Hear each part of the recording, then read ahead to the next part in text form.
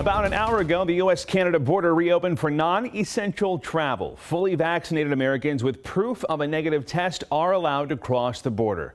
King 5's Chris Daniels is live at the border in Blaine. So, Chris, how is the traffic there right now?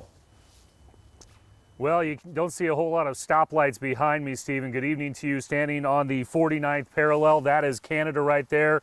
And over my shoulder is the Peace Arch crossing here in Blaine. As you alluded to, the first time since March of 2020 that Americans have been allowed to cross the U.S.-Canadian border going into Canada for non-essential reasons. But the key are those clarifiers that you mentioned off the top. That is with proof of vaccination and with proof of a recent COVID test and obviously a passport or Nexus card. We can show you the video from just a minute after 9 o'clock tonight.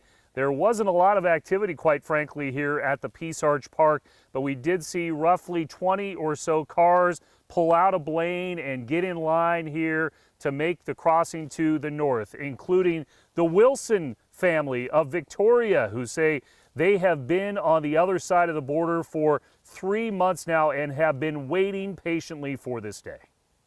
We were just, Victoria, separated from all of our family and most of our friends for a year and a half.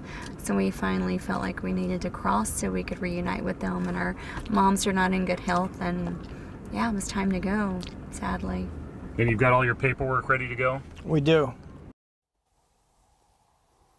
Yeah, the advice is not only do you have to have the proof of vaccination and the proof of that COVID test, the negative result in the last 72 hours, but you have to fill out the Arrive Can app. That is an app that has been put together by the Canadian government, and input all of that information so you can show it to the border guard here. We can see behind us that the line doesn't look too long right now, but I think it's a safe bet that you're going to have to answer more questions than you did before March of 2020. And we should also point out this applies to land crossings and to air crossings, meaning if you're flying into Canada, you can't fly in from Europe, but you can fly between U.S.